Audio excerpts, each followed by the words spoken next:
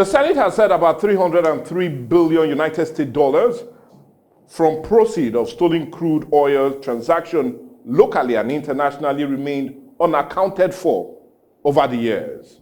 An internal report presented by the chairman Senate Ad hoc Committee on Crude Oil Theft, Senator Ned Nwoko, said according to forensic review by consultants, over $22 billion, $81 billion, and $200 billion have been unaccounted for. According to him, the report recommended strict enforcement of internationally recognized crude oil measurement standard at all production sites and export terminals. The committee recommended that the federal government deploy adequate modern technology equipment and logistics to security agencies to enable them function effectively. Now, this report is coming at a time of citizens' confidence on government seems to be waning, both as it concerns the economy and security, which has in recent time taken center stage, especially after the threat coming from the US President Donald Trump that the United States will have no other alternative but to strike Islamic militants who are in the habit of killing innocent Christians in Nigeria. But the question still remains, what should be done to make Nigerians feel a sense of security, both economically and in real physical sense? Well, all of these and more is what this great edition of Dialogue is centered on. And we're looking at the state of the nation, looking at two critical ones, the economy, especially as it concerns the 303 billion United States dollars unaccounted crude sales. And not only that, but the issue of real growing insecurity, knowing that about 2 other persons were killed yesterday in Castina, even after signing an agreement with the bandits. But anyway, he'll be here to indeed help us talk about this, and I'm talking of no other person but Comrade Kevin Ojomodo. Well, you do know he's the senior special assistant to the governor on human rights issue, and one that is truly concerned about what seems to be playing out. Good morning and welcome to the show, sir. Good morning, Mr. Ray. Thank you for having me. Good morning, viewers. Well, I want us to first start with the revelation, especially coming from the Red Chambers yesterday, that came to Nigerian knowledge, and many other questions are already being asked that really how come that happened, especially in a country that we're almost 134.91 trillion naira in debt, which is equivalent to 91 billion United States dollar, which is even less than the money that is being stolen. So I'm a bit really concerned in getting your reaction, especially about this revelation that was made known to us by the Senate just the day before yesterday. Yes, first I must commend the effort of the committee, heavily led by Senator Ned Nwoko. Yes. They have done a good job to have been able to pinpoint and highlight this shortfall and pitfalls that bedevil our system. It's pathetic, it's epileptic, it's worrisome that such a humongous amount of money cannot be accounted for in a country that keeps calling for foreign investors to come and invest in the modular refineries, to come and invest in the oil sector, come and invest in various sectors of our economy. Now, what does this tell us? That there are a lot of issues in terms of leadership and accountability that's affecting the Nigerian people. You agree with me that in the time of President Goodluck Jonathan, the CBN governor at that time, Lamido Sanusi, also raised an alarm that no amount of money has not been remitted from oil proceeds. And Dr. Ngozi Okonjo-Iweala then came and said no, that everything has been remitted and all of that. Yeah. And that issue to date was swept under the carpet. In successive governments, we've always seen that this oil money, I keep saying, as I said, we are rich because we are poor. The oil that we've gotten, that God has said, okay, use it to develop your country, to make it an envy of the global community, has now become where everybody wants to sap from. And when they sap, this money is taken to a foreign account, is dispensed around the league of some few persons. Yeah. And while I commend the committee, I want them to also go further to tell us who are these individuals. Identify the names of the companies, international and locally, tell us the individuals and the account where this money went through, because telling us that 303 billion US dollars is missing is not enough. We want to know who are the culprits, which firms, who are the owners of these firms that this money, how did this product left the shores of Nigeria, who gave them clearance, from which point, from point A to point B, how did the crude left the Nigerian shore? So there are a lot of unanswered issues around this matter of concern. And more pathetic is we keep borrowing when we have the means and wherewithal to even borrow to the global community and fix our own economy and fix our own country. It's okay. Now, how much are we talking about to fix our refineries? This money is even enough to build like 2 refineries that Dangote has built. Yeah, more than to build standard. So if we say, okay, we want to bring our 4 refineries to the modern day standard, we can do this without even borrowing money from any coffers. But I do not understand how we have leaders, how we have people that we man these offices, they become docile when it has to do with oil money. Well, anyway, I'll really be curious to ask you, because that's where my next question naturally will go. Now, you do know that crude oil is still the bane of our foreign revenue, and it still remains that, and so critical to all of our well-being. And the federal government has said, yeah, they are now more repositioned to ensure that they balance the sheets. But now, looking at this huge money missing, and yet this is a government that has come to say, oh, they have an increasing tax on Nigerians.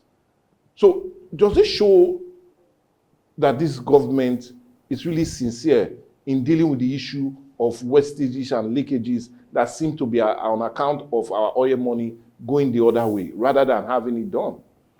I do not see the willpower of this government going after these persons, because the first call of service is to tackle corruption. As a president, the first call of service is to pursue that, to ensure that there are no leakages within every spectrum of governance. Yeah. From the ministerial point, the governors, the local government chairman, and all of that, ensure that remittance to the federal, we're doing a single account treasury. Yes. All money should be paid to one single account controlled by federal government, like it was before. We have like 30 accounts of being owned by federal government. Yeah. And money will be siphoned, and you don't know account A, account B, how money comes and how the money goes out. Now we single account treasury that we will run in as a country, we should be able to know what our expectancy. Okay, for example, we are doing, let's say, 3,000 barrels per day. Mm. What is the expectancy of that 3,000 barrels per day you're producing as a country? Yeah. Yeah. We keep asking for these figures. If not, the government has not been able to give us these figures for decades. What is our production per day of the oil? And what is the consumption of the oil per day? By Sunday, we should be able to calculate our indices to know, okay, at the financial month, what comes in? Yeah. At the financial year, we do our balances and say, okay, from oil proceeds, this is what we get. But we just keep giving figures, and all of that. And I do not see the presidency fighting this battle with the willpower. Because since he came into power, the EFCC and ICPC, they have been docile. Right before now, we see them, you go after politicians. These are what they ought to detect. This money pass through accounts. Yeah. Whether domiciliary account, whether local account, whichever one, it passes through account. And what is the job of the EFCC and ICPC? To monitor financial transactions that goes within government coffers. But they've drifted away from this particular course, and you see them in hotels, in clubs, in mosques, looking for people that are driving Benz and luxury cars to arrest. Whereby those that will swear into power that are supposed to defend our finances are the one even living exorbitantly with our money. So there's no drive. So you feel it's a misplaced of priority? Absolutely. Simply put, misplaced priority in terms of governance and accountability to the people. Because people keep asking, you see that they were asking a minister, how much do you do the roads per square meter? You couldn't give a figure. Because by answering that question, we want to detect to know how much to run the entire road. Yeah. But he didn't want to give a figure. When you ask questions that needed answer, they just suppose they find a way to meander the way out of it, because they don't want Nigerians to be aware.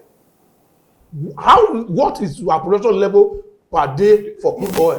The consumption level per day, let's also know. That brings me into the opaque nature of our crude sales. Yes, you've just highlighted it. And there's every growing concern as it concerns that, because we do not know what we make from our crude oil sales. At all. We do not know how much is being sold, but we only know that we have almost like 1.something million barrels per day being sold daily. But let's leave that. Now, I want us to also look at another angle. Because many are saying it looks as if we put so much reliance on crude, and that's why there's so much theft in that very industry. Yes, I do know that when it comes to our foreign earnings, crude make about 94.49%. And not only that, when it comes to government revenue spending, it makes about 70 to 80% of that. But you also agree with me that there's now a growing divestment in the hydrocarbons. And now people worldwide are now moving to more renewable energy. Is it not enough time for the government to diversify our economy and look at other measures or ways we can now gain more money? Yeah, for example, we have gold in the north in large quantity that is being mined. And many are even feeling is the reason for the growing insecurity in the north. We have uranium as well in the north. Uranium in the north, which is a nuclear bomb facility that would in high demand. Not only for nuclear bomb, but also for creating energy and all of that. But now my next question is, don't you think it's now time that this government need to think differently? And let's leave the issue of hydrocarbons, leave the issue of crude oil. Maybe when we now put less emphasis on that, we might have less stories like this coming out from probes. Is it not the time for the government to think about changing our revenue growth and thinking about other means of gaining revenue for the country? You know, Nigeria, we as a country, we love boring concepts that are alien to us, that we do not have the prerequisite knowledge of this concept. But because it's been used by the Westerners, we adopt same without understanding the fundamentals and the criteria of how these processes and systems and programs, how they work. We've seen several successive governments who come out and tell us that economy beyond oil.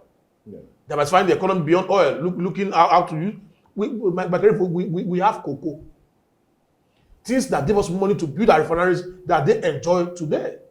Cocoa, rubber, and granite, and timber. Those were from the agricultural produce that we used to build our refineries, not from oil proceeds. Then today, now that we have oil, we've not been able to even put our refineries up to speed. So it tells you we have leadership that functions. I agree with you. If we invest heavily on gold, look at Saudi Arabia, for example. Look at Singapore. These are countries, even with the oil boom, they still diversify the economy into other areas. Look at Qatar. Make your country a tourist hub. There's huge money in tourism. Nigeria, we have all locations for tourist attraction. In the north and the south and the southeast, we have all of it. We have uranium, we have gold, like you already stated. We have black stones, we have all the mineral resources. Look at Okwila. You just stay, granite is there every day, granite is there every day. Look, you go to Kogi, you see you have limestone and all of that. God has blessed us as a country to say, these people will never suffer for decades. Each region has what it takes to feed itself and extend to the neighboring region. Hence, why was the regional government at that time? Everybody was able to bring them to the table. Now come through federalism, say, okay, now, let federated state. Some states cannot even produce 10% of their running cost per month, if not for the reliance on oil.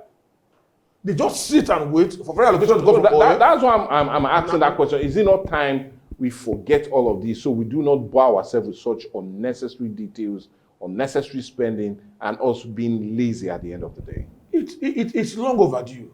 The question you asked is long overdue. Even in the era of Goodluck Jonathan, they said we want to think of an economy beyond oil. But we didn't see those blueprints. They come up with programs. You saw the rice pyramid they did the other time, a pyramid that collapsed and nothing to date. You can't account for it. You come with different manifestos and different agendas. You pursue 13%, 13 agendas, 4 agendas. You can achieve one at the end of the day. Give Nigerians one agenda. And stick to it. One agenda. Nigerians we're very patient people. Tell us in the next 1 year you are fixing our electricity for us. Then watch us as Nigerians, use our own initiative to make wealth. enforce free education for the next 4 years and watch Nigerians come out in flying colors to compete with their counterparts globally. Set our healthcare to function where the aged people are being paid monthly and see how people will have the relief and there'll be longer lifespan. But in all of this, we're not looking at the devastation of our environment, but in the same oil. People cannot go to the farms. Now the Ogoni, the hydro project they did in Ogoni has collapsed just 4 days after they commissioned it. What does that tell us? That something is fundamentally wrong with our leadership. Well, anyway, that seems to be what we're really discussing about today. We're looking at the state of the nation, looking at 2 critical sectors. We're talking about that of the economy, especially as it concerns crude oil that seems to be the bane of our revenue generation. And not only that, but you do know also on the front burner as it concerns the state of the nation, we're talking about the issue of insecurity. But anyway, in case you're joining us now, you're still with us on our Viewpoint on Atlantic, and you do know his dialogue, and we still have no other person but Comrade Kevin Ojumodo helping out with the discussion. Well, anyway, we're still talking about the state of the nation. I want us to leave the economy for now, Okay. and look at another that seems to be trendy, especially in the north that we just spoke about, Yes. and it's the issue of insecurity. Yes, all of these only came more serious, especially after Donald Trump, the president of the United States, threatened to attack Islamic militants that have been killing cherished Christians for years, as he puts it. Now, they've been going back and forth about it, and is the #1 news item in the country as of today. Yes. In almost all TV network, all social media platform, all print media, it's there as #1 talk. Now, I'm really a bit also concerned in getting your reaction to all of this. Let's look at that very threat being given. And what's your reaction to it, especially when you first heard it? When I heard it from President Trump, he tweeted before enough gave Yes, a vocal input on it. Yes. When I saw the tweet on that Friday night, it gave me succor. Succor. It gives me this relief of hope that certainly Nigerians were not alone in this fight. We're not alone taking these pains. We're not alone looking at our dailies each day, see our mothers being battered, our sisters being raped and forced into early marriage, our brothers being kidnapped and killed on a daily basis. We'll see it trending, but because it hasn't gotten to your own door point, you do not know how the people feel being in IDP camp. You know what the father feels having your family in the house and the next minute they are all gone before your very eyes and you find yourself in an IDP camp, live with people you've never stayed with before, trying to live from hand to mouth at the pity and mercy of if they bring a ration you eat, if you don't bring a ration you have to be starved till the ration comes. That you leave your home and your means of livelihood and stay in a cubicle, An enclosed space. called an IDP camp. Not even well managed to the standard that an IDP camp ought to be. We've seen them in the IDP camp looking malnourished, looking uncared for. It is a wake-up call. When a sovereign nation fails to protect our sovereignty, then external interference becomes inevitable. We have sovereignty. Everybody's saying sovereign. What is sovereignty? For you to call a government, you must have a territory, a population, a government in place. That's what makes an entity to be called a state. And when such entity is called a state, and people are being murdered in their numbers, and nothing happens, it's an impunity to humanity. Where people are murdered on a daily basis, people are kidnapped, ransom is being paid, nobody is held accountable. Then the worst of all that breaks the camel's back is when you now recruit these same repentant terrorists into the formation. That's where the tongue starts waggling. Now, how do you recruit a terrorist? That you said this, he has what? How do you define the word repentant? That the man said, "I won't kill again." You agree with him. Do you know the intent of his heart? Nobody knows the intent of a man's heart. I will tell you, okay, I'm not going to drink water today. If I live here, I hide and drink water. Will you know? You will know. It is my heart and my conscience that will judge me if I've drank water or I've not drank water. So our government over the years have been docile. It is when we started getting to FCT that they started waking up. And Dino Milai said this some years ago that when they fail to tackle insecurity, that one day to get to them in National Assembly. And we are seeing that the kidnapping has entered into the FCT. Now there's some time they are moving, looking for mercenaries, looking for what to do. A drowning man must call for help. Yeah. A drowning nation must call for help. We cannot do this on our own. So you feel this very threat is in order? It is timely. It's commendable. I personally commended President Donald Trump for doing this. Because a lot of world leaders, because they're selfish, even to the Britain that colonized Nigeria, they've been mute about it. Your colony that you once colonized is undergoing this type of threat. You've never made any interference to help out. Okay, now. But when it comes to money being moved from Nigeria, in election time, we'll see them flying to UK to go and sit in how do you call that house again? Chatham House, yes, to be deliberating on Nigerian issue. Now it's time for say, okay, this is a colony you colonize. They are going through a rigorous, a perilous time. How do you come in to help them? How do you give them security armament to assist them? But anyway, that's still where the sovereignty talk comes in. And I'll plead with you to hold on. Because while speaking yesterday during the Federal Executive Council meeting, when President Bola Ahmed Tinubu swore in 2 new ministers yesterday, he told Nigerians not to succumb to despair, that he is already or would definitely defeat the arm of terror. And he also, speaking about the threat coming, because yesterday was one of the first time he responded to the threat of President Donald Trump, he said there is high diplomatic meeting going around the background to see how they can end this impasse. But my question is, we see some other Nigerians talking tough about this very issue that Nigeria's sovereignty remains. And I will not even want to mention some names, but we know many Nigerians are ready. Somebody like Sheikh Gumi coming out to say, no, we should not succumb to their threats.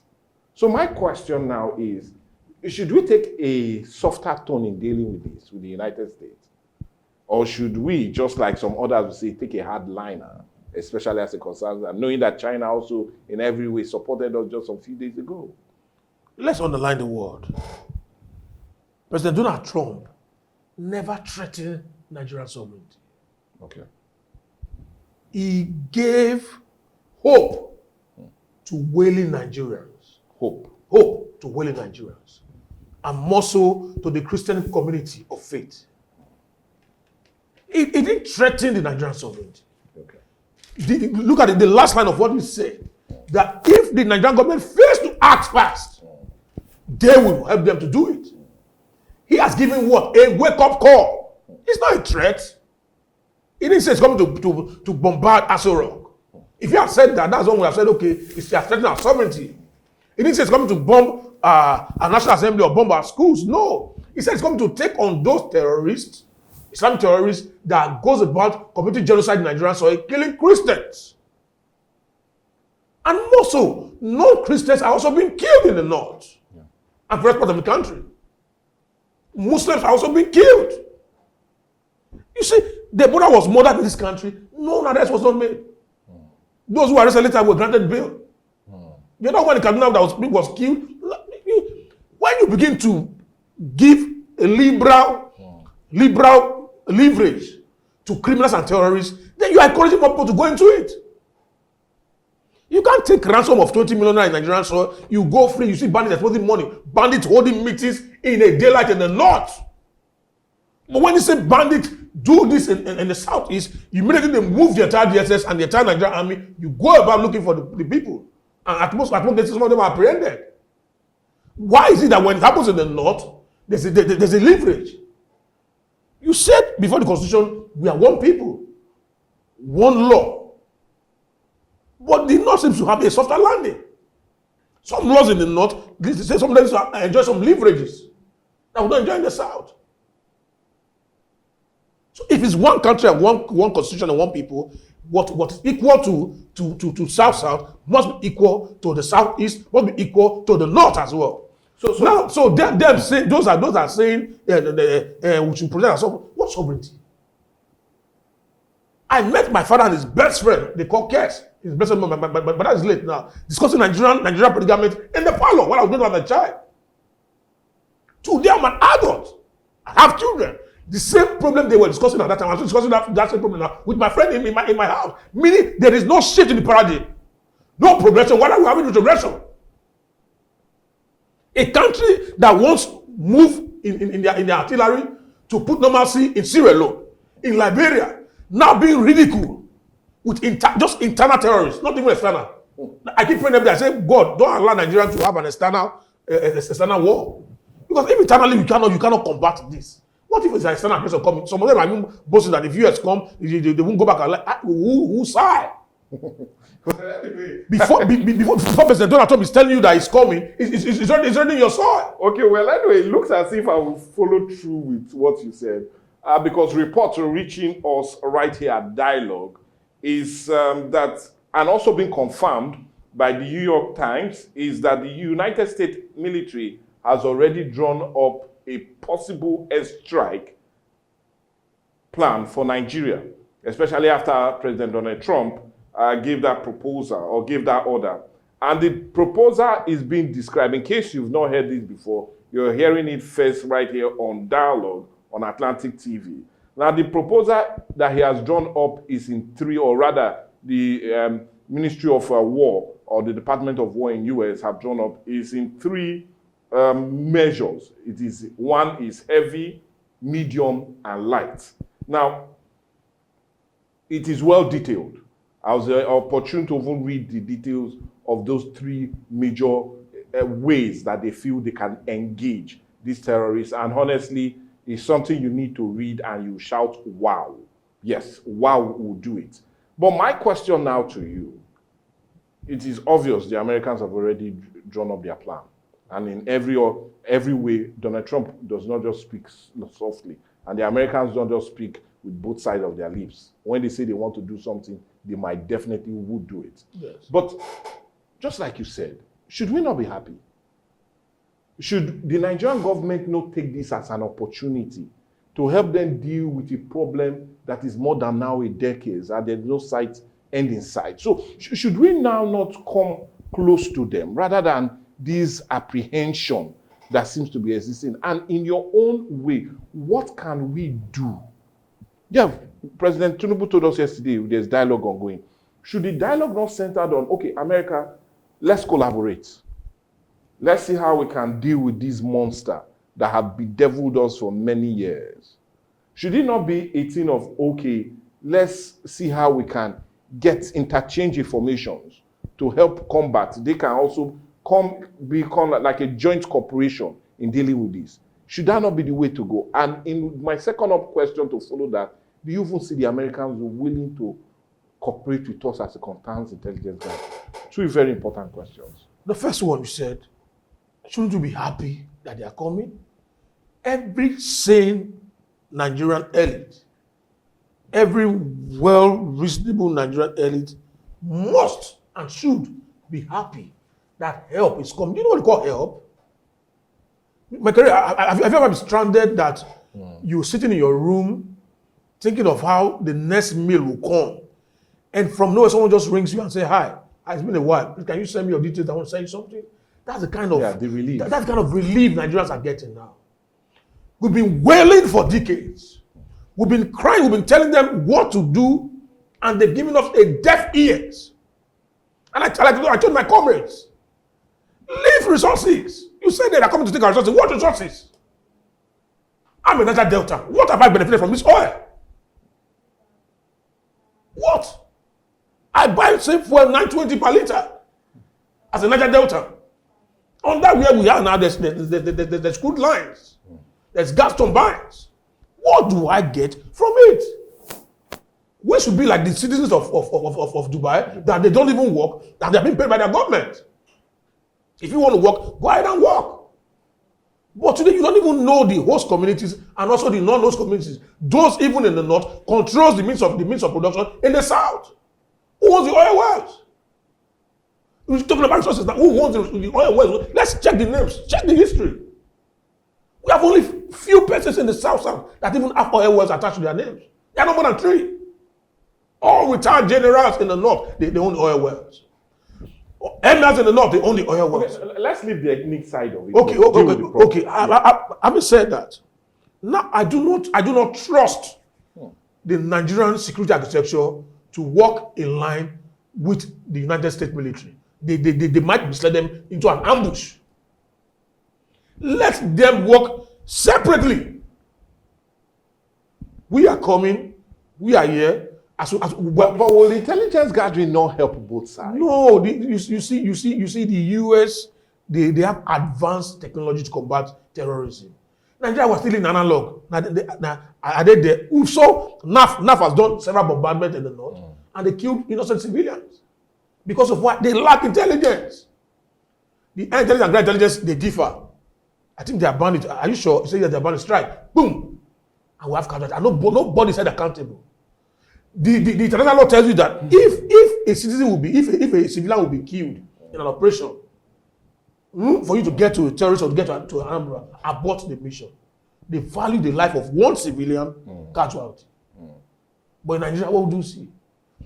They will take air intelligence, ground intelligence will come and say it's confirmed. They will strike. You see innocent people have been killed in villages. The next thing they'll go down and pay condolence and say, we're sorry for human life.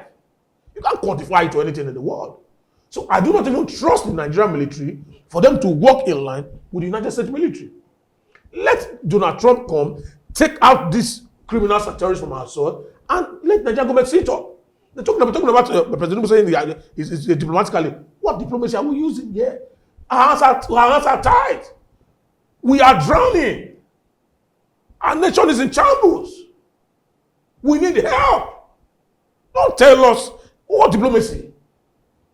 2 years going now, the line you came in now, we are still saying, yeah, they kill somebody in the north. They keep somebody in the north. And no, you can't travel the Nigerian soil from here to even Edo State.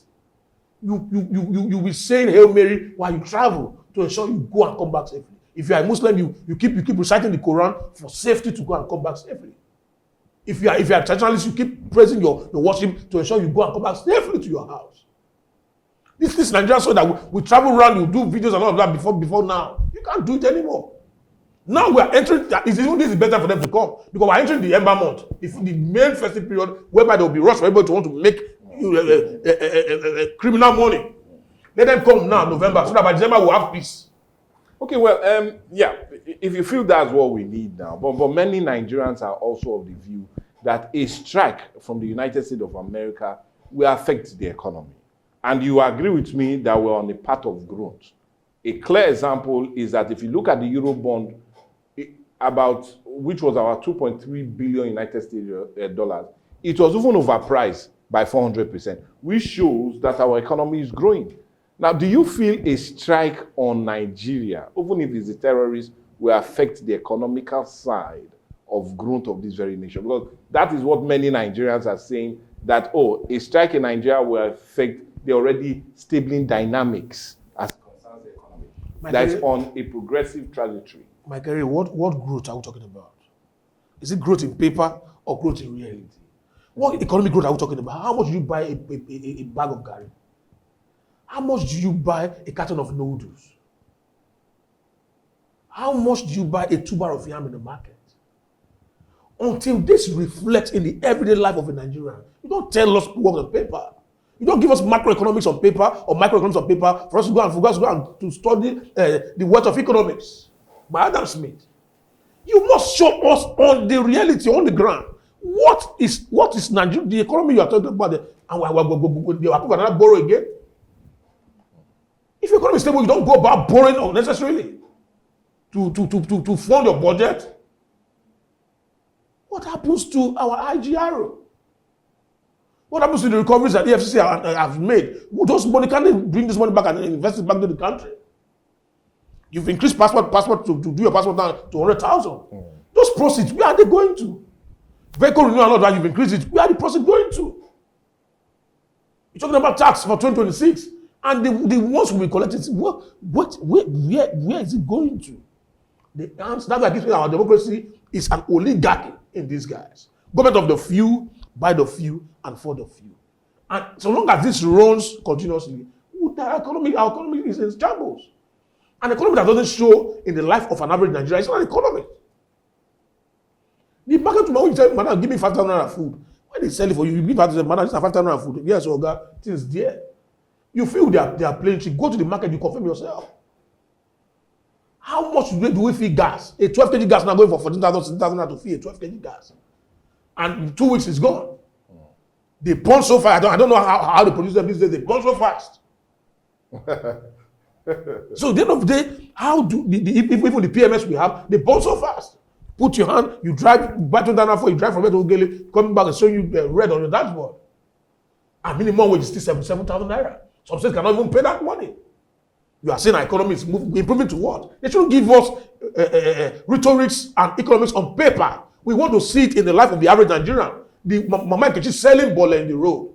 Papa Nkiru that's going to do a bricklaying job. Let's see that he's able to train his children in school with that money. Now schools are increasing their fees. The community around also where schools are coming also increase house rent. How much do you pay now for self-contained in this town? You have to pay like 1 million or 1.2 million in a house that has POP. Then what is the take-home pay? Where are the jobs? Where are the factories? Where are the investors? Then the little we have is being squandered daily, and you keep borrowing and tell us, let America come and even take the resources. Oh, come on. And when they take it, let them give us a better life. Because if a country so blessed, we are not seeing it. It's not reflecting. It's not like a wealthy father, and you see children looking like slaves. You begin to wonder, this man is very wealthy. Why is he looking like this? You know, the man is a bad father. Well, is that a very stingy father, or is spent obviously outside and come on and approach his family? Anyway, Comrade Kevin Ojobodo, I know you are vexed about this issue, and I'll plead with you to hold on. Nobody will wish for another country to take over its sovereignty. But my next question now. The sovereignty we're talking about now, a sovereign nation that cannot protect its own citizens, is that a sovereign nation? Because we are busy this word sovereignty on the media space. Everybody talking about, hey, they're coming to talk about sovereignty. Look, your sovereignty is your power to control your territorial district. So if now are we not able to protect it? Look at Chad. Look at our porous borders. Look at Cameroon. Look at Mubi. Everywhere is porous. People coming to Nigeria and go back. You say you are doing to identify people. Today, how many Abuja can you identify? That somebody will kidnap and they pay 100 million ransom. You can't trace the money. You can't put the tracker in this money to track who is spending this money. And people commit crime and they work freely. You know what it means? They want your sovereignty. My brother will be kidnapped, my wife will be kidnapped, and nothing will happen. You are saying this. So what sovereignty is that? You see why the US, why they stand behind the president is this. They know if you deal with one of them, it will come for you. And when you know that, you give your all as a protected citizen to that nation. Today, you see our military, they fight with caution because they know if you die on the field, your wife is a widow, they might sleep with her to give her your remuneration. Some might even stress her before you know. You see some of them, they came around to Lame the other time, and they're sleeping with them to give them their husbands a benefit.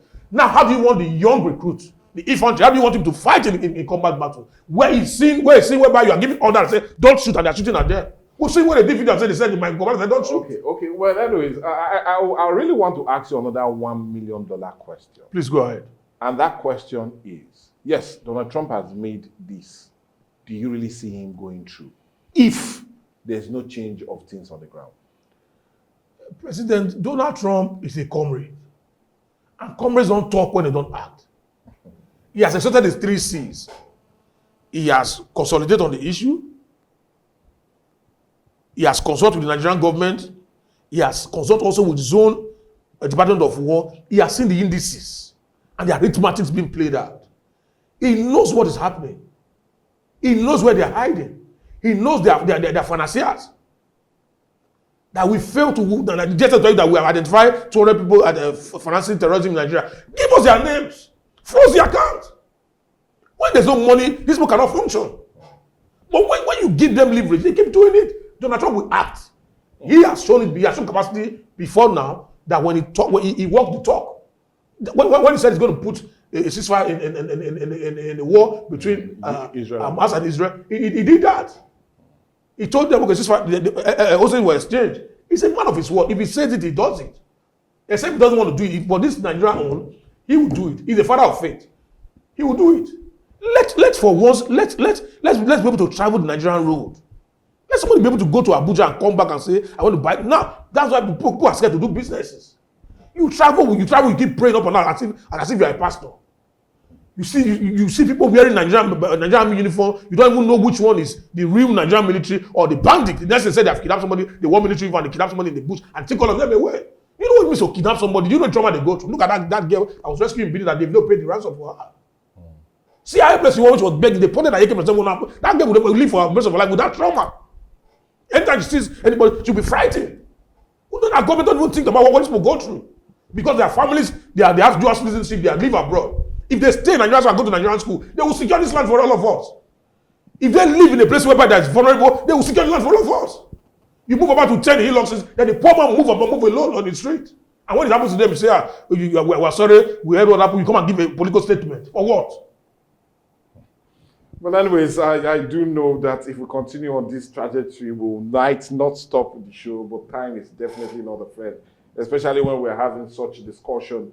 And we're looking at the state of the nation at two critical aspects, that of crude oil theft, that is amounting to about 303 billion, according to the Senate ad hoc committee that is investigating it. And funny enough, our own senator in Delta State, Ned Nwoko, who came out with that very report on Wednesday. And we also looked at the issue of insecurity and the growing tension that seemed to have arose on account of President Donald Trump saying, definitely, I will strike if no change on ground, especially as it concerns the killing of cherished Christians, as he calls them. But anyway, that's the much we can take, but we cannot go without thanking no other person but Comrade Kevin Ojomodo. I know how busy you are. You need to even be somewhere at the moment. Very well. But you felt coming to talk to us right here on Atlantic TV. Dialogue it is something that you hold so dearly, and I really appreciate you for it. Thank you for your time. Pleasure always. And may Nigeria succeed. Amen. I'll put a big amen to that.